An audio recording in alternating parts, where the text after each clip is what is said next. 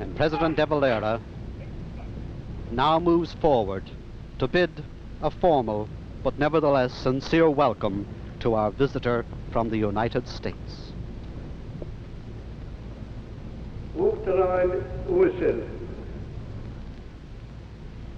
In einem winter na heren ille agus haragan kurin céad míle fáilte roir kurin de hacht geheren evenes chrí gach duine agi agus táid buíochtíad. Mr. President, I have thought it fitting that my first words of welcome to you should be in our native language, the language of your ancestors, the language that was spoken by the great Canadian clan of the Dal Gash, who, under their mighty King Brian, 9.5 centuries ago, not far from the spot on which we are standing, broke, smashed the invader, and broke the Norse power forever.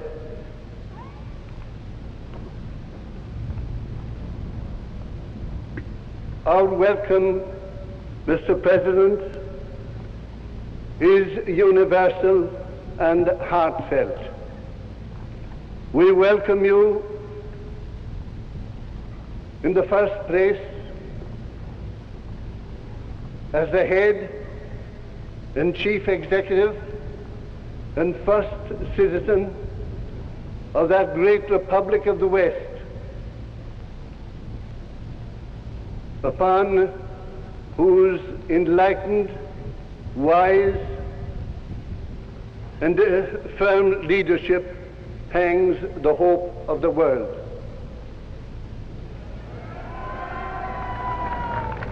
We welcome you in the second place as the representative of that great country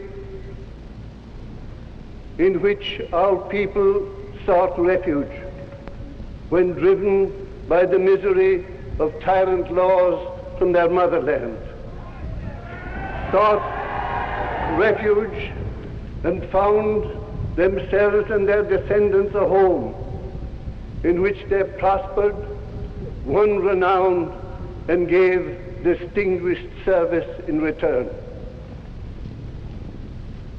Finally, Mr. President, we welcome you for yourself as a distinguished scion of our race, who has won first place amongst his countrymen, first in in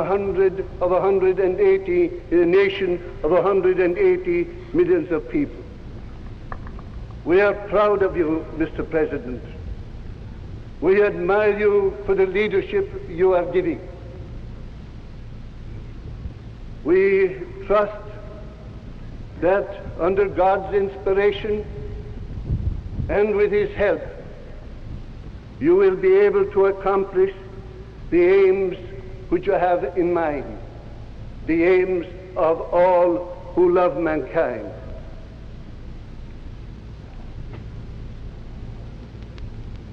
We wish God's blessing upon you and upon your work.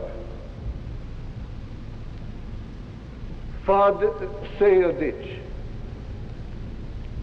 Baal o Year, Ortfein, de Quorum, Agus de Chij Ebre.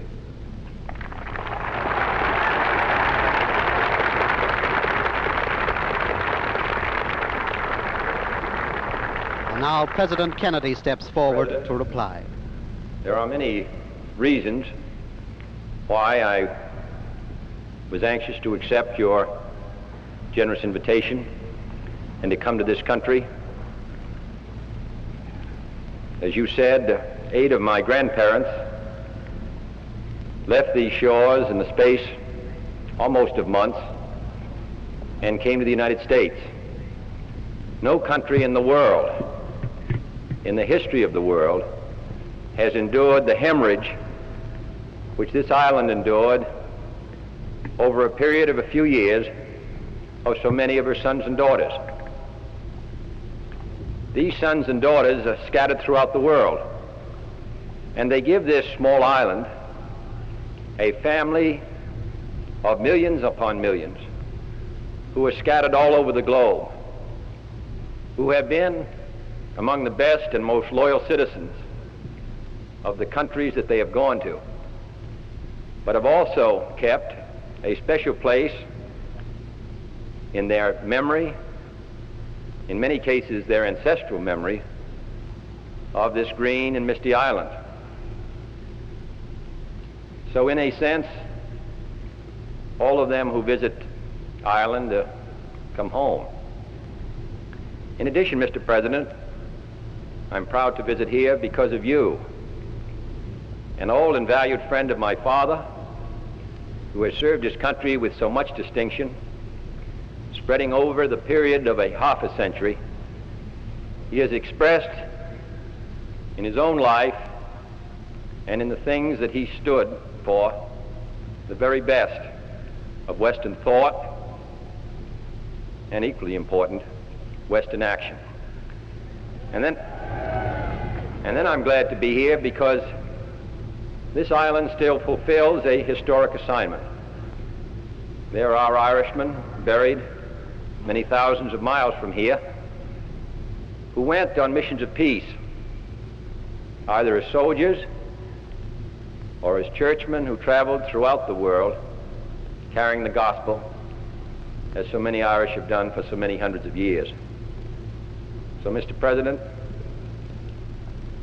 with the special pride that I feel in my country, which has been so generous to so many immigrants from so many different countries, I want to say that I'm happy to be here tonight.